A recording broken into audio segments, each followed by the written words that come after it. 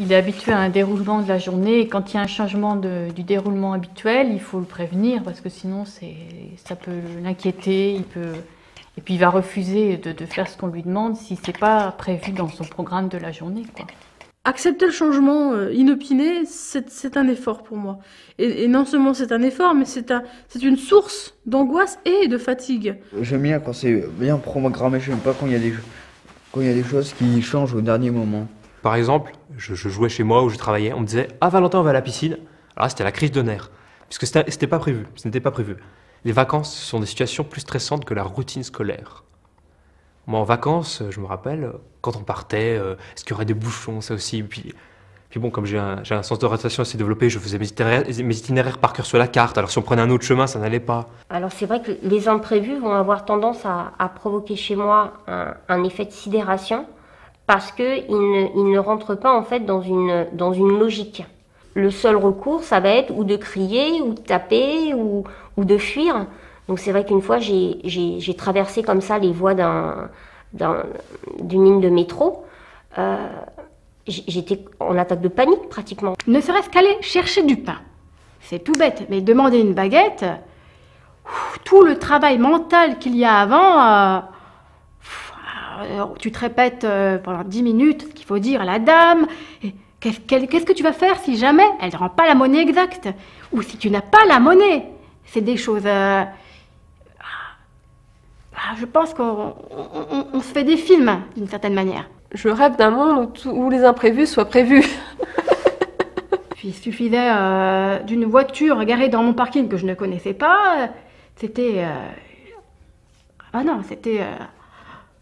limite crise de tétanie. S'il y a des imprévus, c'est tout de suite panique à bord. C'est un peu comme si j'avais une espèce de bouton rouge qui s'allumait au fond de mon esprit avec alarme, alarme, alarme.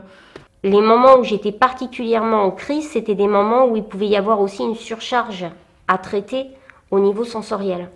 Et c'est vrai que les transports en commun, sont des lieux qui sont en plus particulièrement pour nous sollicitants. Et ce qui fait que s'il arrive des imprévus dans ces cadres-là, ou bien si on est en plein dans la foule, ou etc., tout de suite on n'a pas de réserve. Alors depuis petit, j'ai un peu la phobie de la foule. Plus il y a du monde et plus je me sens totalement étouffé.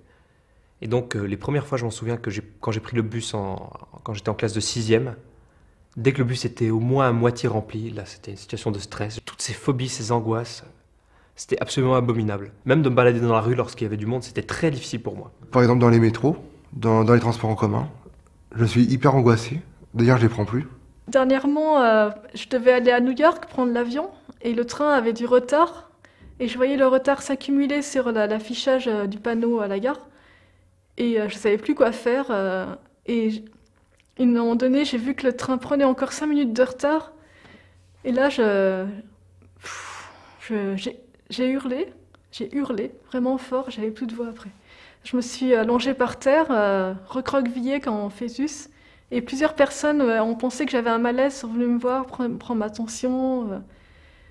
Et j'arrivais plus, je voulais pas parler, je voulais oublier tout simplement. Je voulais ne plus être là, comme un blackout. Mes angoisses du quotidien, c'est les mêmes que tout le monde, mais multipliées par 1000, parce que il n'y a pas de modulation en fait. Je perdais la notion du temps et de l'espace. Et j'étais en mode de fonctionnement interne, mais un fonctionnement que je ne peux moi-même pas définir puisque je n'avais pas véritablement de souvenir de ce qui s'était passé dans ma tête à ce moment-là. Je me fige. On peut me parler, mais j'écoute plus. Et je fixe soit la personne ou soit je fixe quelque chose. Et du coup, ça peut durer plusieurs heures des fois. Oui. Et là, il y a pratiquement rien à faire, quoi. Alors, pour me calmer, je parle très vite et je repose en 5 minutes, je peux reposer 10 fois la même question à mes parents J'ai eu ces rituels arithmétiques de compter, de toucher les poteaux, de compter les voitures rouges, de marcher uniquement sur les carreaux blancs, de compter jusqu'à 5 pour me rassurer ou des trucs dans ce genre-là. J'en ai eu des rituels de ce genre-là. Mais j'ai tout fait pour m'en séparer, ou en tout cas pour qu'ils ne soient pas visibles. Parce que justement, c'est ce côté manifestation visuelle de l'angoisse qui est perçu par les autres, qui me rend le plus mal à l'aise. Les gens me regardent un peu méchamment. Au lieu de venir m'aider ou même de me demander si on n'a pas besoin d'aide, non, bah, soit ils nous regardent et ils partent, ou soit il fait comme si on n'était pas là, quoi. Ouais. Et ça, ça fait du mal. Le besoin de stabilité, en fait, de l'environnement, il est surtout dû au fait qu'on a besoin d'un temps pour s'adapter, pour traiter l'information. C'est pas que... Je veux dire, j'ai pas une prédilection pour que les choses soient toujours pareilles ou toujours organisées si j'arrivais à m'y habituer facilement.